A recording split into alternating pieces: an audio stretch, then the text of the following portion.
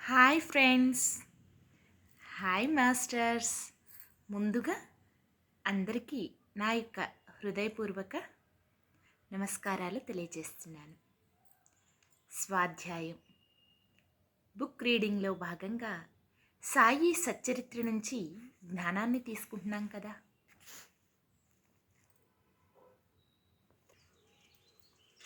మరి ఈరోజు కూడా ఇంకా మరెన్నో లీలల ద్వారా జ్ఞానాన్ని తీసుకుందాం my dear masters and my dear friends. So మరి ఈరోజు చక్కగా సెక్షన్లోకి వెళ్ళే ముందు అందరము కూడా ధ్యానానికి సిద్ధమవుతాం. ధ్యానంలో ఉంటూ జ్ఞానాన్ని తీసుకోవాల్సిందిగా మనస్ఫూర్తిగా కోరుకుంటున్నాను. మరి అందరూ సిద్ధంగా ఉన్నారా? చక్కగా మన కోసం మనం రోజులో ఒక 30 నిమిషాల పాటు కేటాయించుకొని వీలైనప్పుడు ప్రశాంతమైన మనస్సుతో ఏకాగ్రతతో స్థిరమైన సుఖ ఆసనములో కూర్చొని ధ్యానంలో ఉంటూ జ్ఞానాన్ని తీసుకోవాల్సిందిగా కోరుకుంటున్నాను. సో మరి అందరూ ముందుగా స్థిరమైన సుఖ ఆసనంలో కూర్చోండి. వేళ్ళల్లోకి వేళ్ళు పెట్టుకోండి. మీ 2 కాళ్ళను కూడా క్రాస్ చేసుకోండి. 2 కళ్ళను క్లోజ్ చేసుకోండి. దీర్ఘ శ్వాసను తీసుకోండి.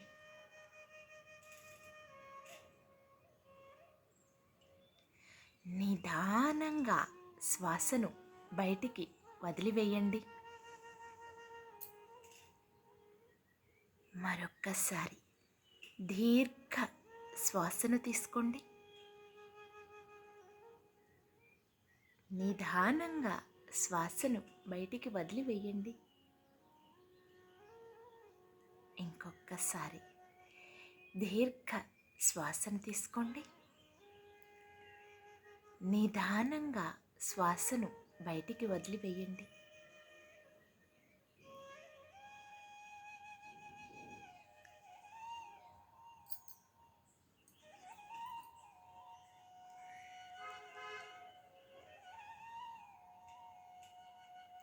సహజంగా జరిగే శ్వాసని గమనిస్తూ శ్వాసతో అనుసంధానం అవుతూ అంతరంగంలోనికి ప్రయాణించండి my dear masters and my dear friends.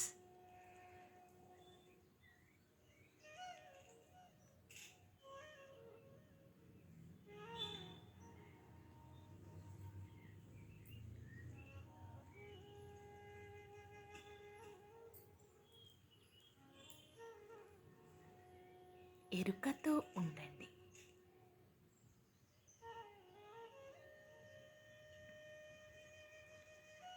శ్వాసతో అనుసంధానం, శ్వాస మీద ధ్యాస.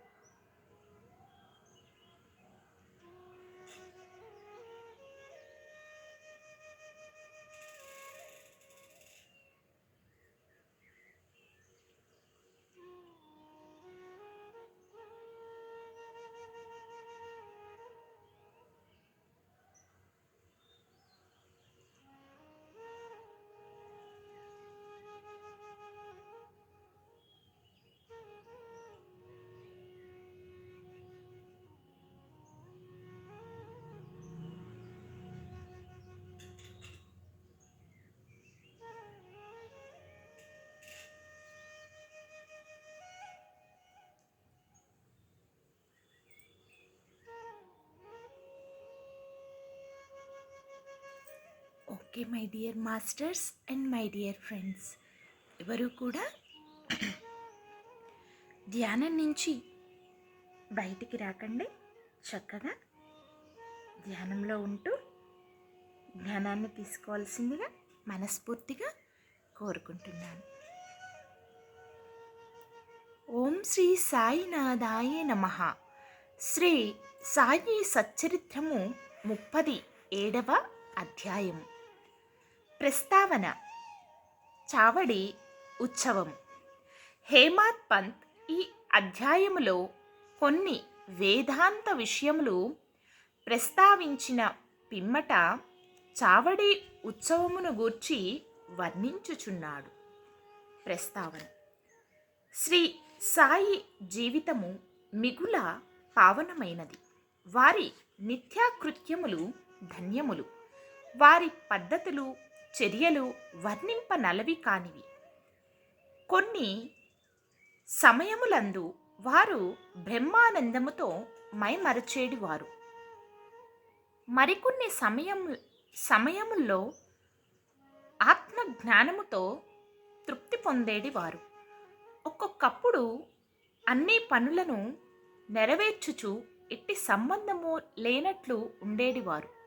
ఒక్కొక్కప్పుడు ఏమీ చెయ్యనట్లు కనిపించినప్పటికీ వారు సోమరిగాను కానీ నిద్రితులుగా కానీ కనిపించేడు వారు కారు.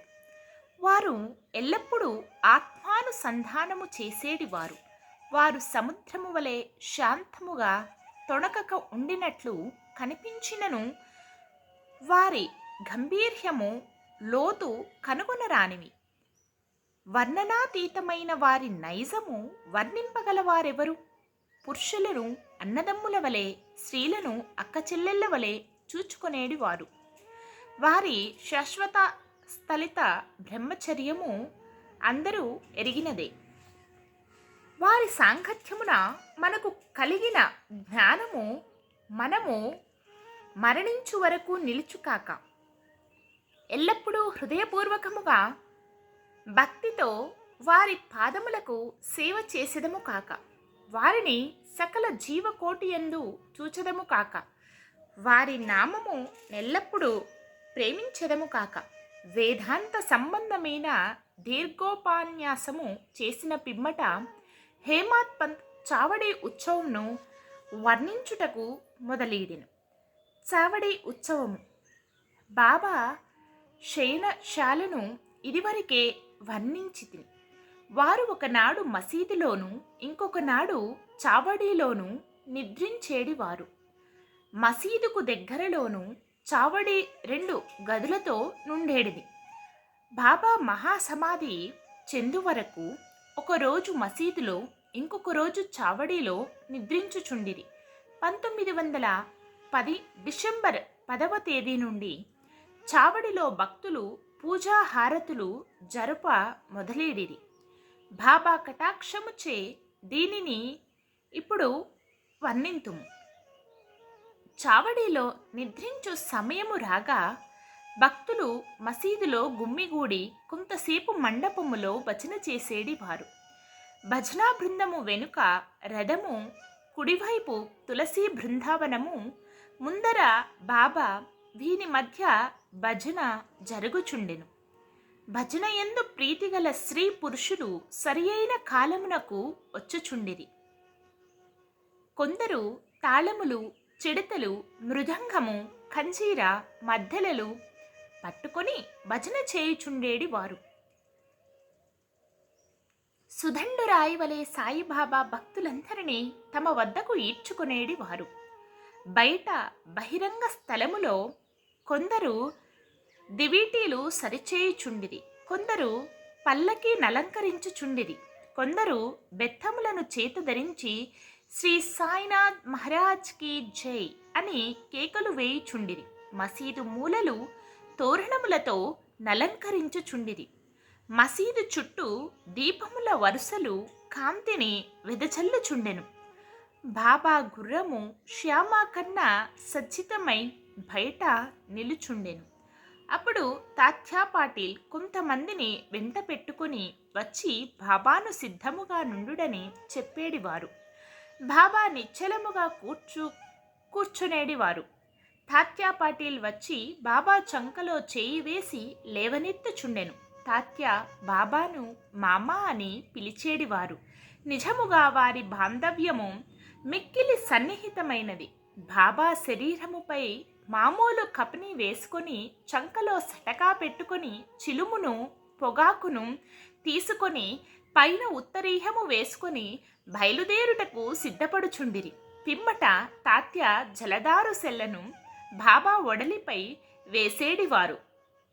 అటు పిమ్మట బాబా తన కుడి పాదము బటను వ్రేలుతో ధునిలోని కట్టెలను ముందుకు త్రోసి కుడి చేతితో మండుచున్న దీపము లార్పి చావడికి బయలుదేరేడివారు. అన్ని వాయిద్యములు మ్రోగేడివి. మతాభామందు సామాను లనేక రంగులు ప్రదర్శించుచు కాలేడివి. పురుషులు స్త్రీలు బాబా నామము పాడుచు మృదంగము వీణల సహాయముతో భజన చేయుచు ఉత్సాహములో నడుచుచుండిరి.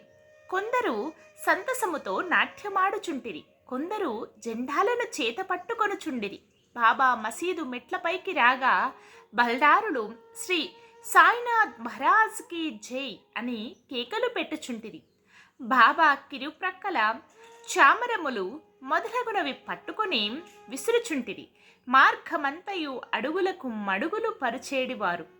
వానిపై బాబా భక్తుల కేలుతతో నడిచేడివారు.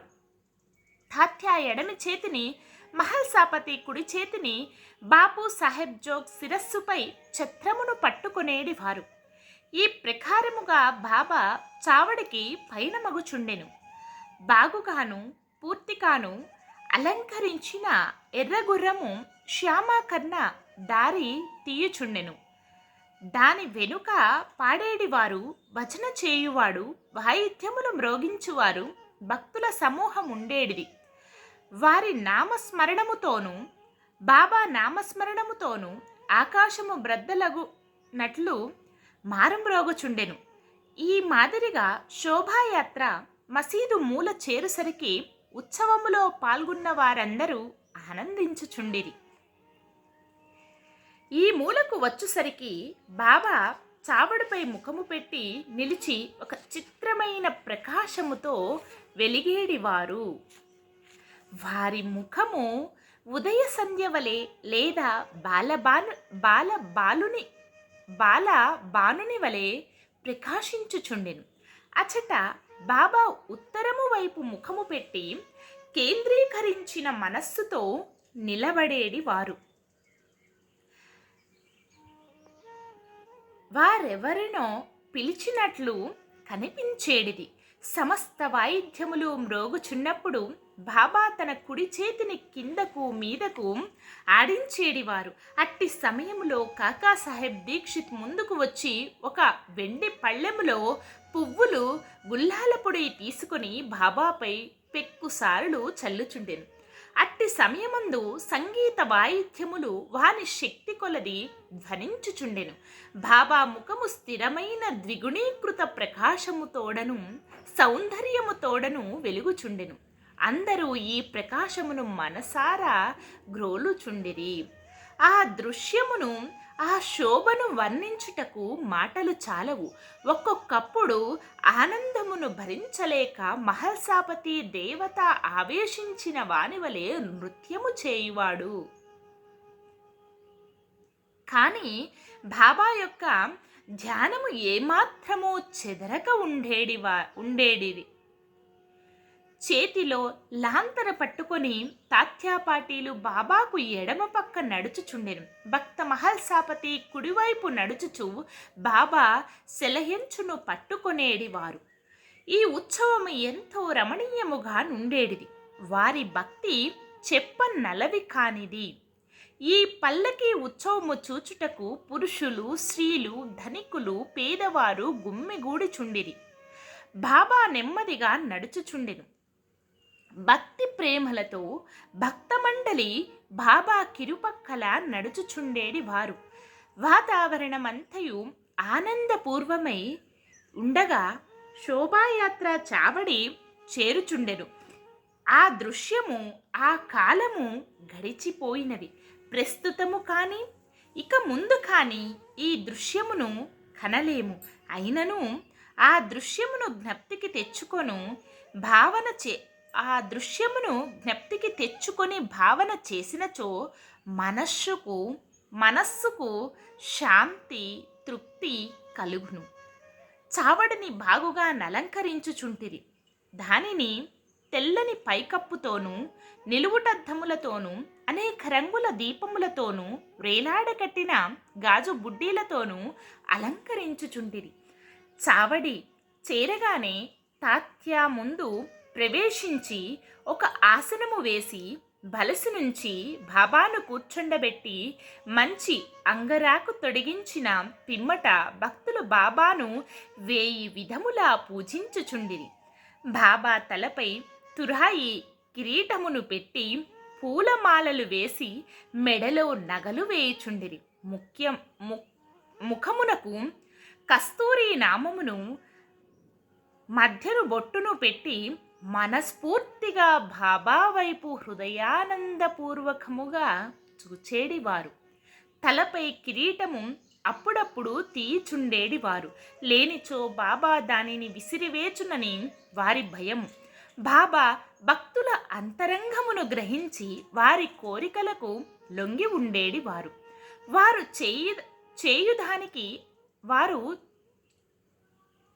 చేయడానికి అభ్యంతరము పెట్టువారు కారు.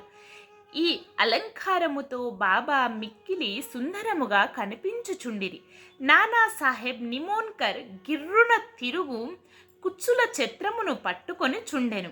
బాబాసాహెబ్ జోగ్ ఒక వెండి పళ్ళెములో బాబా పాదములు కడిగి ఆర్ఘ్యపాద్యములు అర్పించి చేతులకు గంధము పూసి తాంబూలము నిచ్చుచుండెను.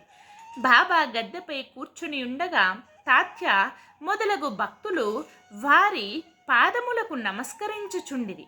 బలిసుపై ఆనుకొని బాబా కూర్చుని ఉండగా భక్తుల ఇరువైపులా చామరములతోనూ విసనకర్రలతోనూ విసురుచుండిరి.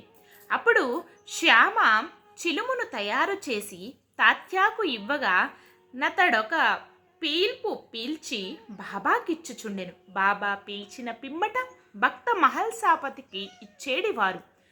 తదుపరి ఇతరులకు లభించుచుండెను.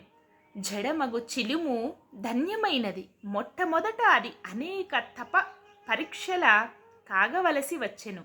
కుమ్మరుడు దానిని త్రొక్కుట, ఎండలో ఆరబెట్టుట, నిప్పులో కాల్చుట వంటివి సహించి తుదకు అది బాబా ముద్దుకు, హస్తస్పర్శకు నోచుకున్నది. ఆ ఉత్సవము పూర్తి అయిన పిమ్మట భక్తులు పూలదండలను బాబా మెడలో వేసేడివారు. వాసన చూచుటకు పువ్వుల గుత్తులను చేతికిచ్చేవారు. బాబా నిర్వ్యామోహము, అభిమాన రాహిత్యముల కవతారమగుటచ్చే ఆ అలంకారములను కాని మరి ఎదలను గాని లెక్క పెట్టువారు కారు. ఆ అలంకారములను కాని మర్యాదలను కాని లెక్క పెట్టువారు కారు. భక్తులందుగల అనురాగముచే వారి సంతుష్టి కొరకు వారి ఇష్టానుసారము చేయుటకు ఒప్పుకొనుచుండిరి. ఆఖరకు బాపు సాహెబ్ జోగ్ సర్వ లాంఛనములతో హారతినిచ్చువాడు. హారతి సమయమున బాజా, భజంత్రి, మేళ తాళములు స్వేచ్ఛగా వాయించువారు. హారతి ముగిసిన పిమ్మట భక్తులు ఆశీర్వాదమును పొంది బాబాకు నమస్కరించి ఒకరి తరువాత ఒకరు తమ తమ ఇండ్లకు పోవుచుండిరి. చిలుము, అత్తరు, పన్నీరు సమర్పించిన పిమ్మట తాత్య ఇంటికి పోవుటకు లేవగా బాబా ప్రేమతో వానితో ఇట్లనను: నన్ను కాపాడుము, నీకిష్టమున్నచో వెళ్ళుము, కానీ రాత్రి ఒకసారి నా గూర్చి కనుగొనుచుండుము. అట్లనే చేయుదుననుచు తాత్య చావడి విడచి గృహంనకు పోవుచుండెను. బాబా తన పరుపును తానే అమర్చుకొనువారు 50-60 దుప్పట్లను ఒకదానిపైనింకొకటి వేసి దానిపై నిద్రించువారు. మనము కూడా ఇప్పుడు విశ్రమించెదము. ఈ అధ్యాయము ముగించక ముందు భక్తులకొక మనవి. ప్రతిరోజు రాత్రి నిద్రించుటకు ముందు సాయిబాబాను వారి చావడి ఉత్సవమును జ్ఞప్తికి తెచ్చుకొనవలెను. 37వ అధ్యాయము సంపూర్ణం. సద్గురు శ్రీ సాయినాథర్పణమస్తు. శుభం భవతు. ఓం శ్రీ సాయినాథాయ నమః. Okay my dear masters and my dear friends, ఇదండి ఈరోజు సెక్షన్. ఇంకా కొంచెం సేపు ధ్యాన స్థితిలోనే ఉండండి. ఇప్పుడు మనం విన్న జ్ఞానాన్నంతా కూడా సంపూర్ణముగా మనలో నింపుకోవటానికి చివరిగా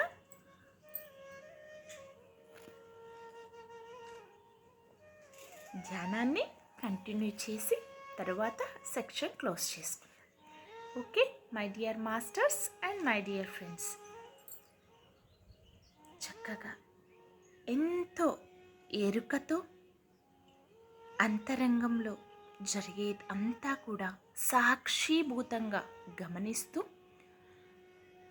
శ్వాసతో అనుసంధానం అవుతూ శ్వాస మీద ధ్యాస.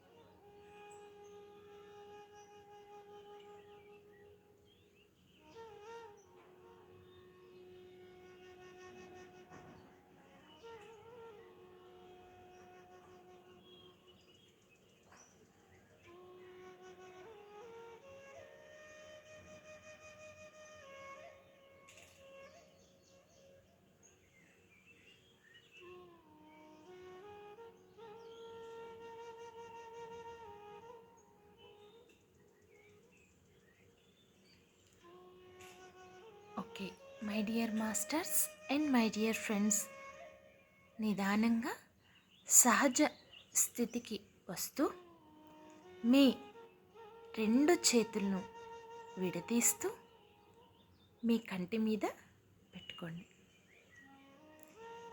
5 4 3 2 1 0.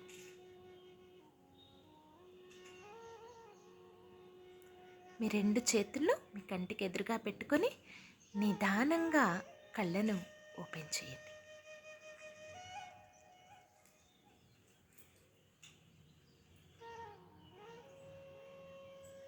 ఎలా అనిపించింది? మీ అనుభవాల్ని నాతో షేర్ చేసుకోండి కమెంట్ రూపంలో. Thank you, thank you, thank you. ఇంత అద్భుతంగా సెక్షన్ జరగటానికి సహకరించిన అందరికీ అన్నింటికీ నా యొక్క హృదయపూర్వక కృతజ్ఞతలు తెలియచేస్తున్నాను. Thank you everyone. Love you everyone. Thank you to all. Love you to all. Thank you universe. Love you universe. Thank you, thank you, thank you. మరొక సెక్షన్లో కలుసుకుందాం. సర్వే జన సుఖినో భవంతు.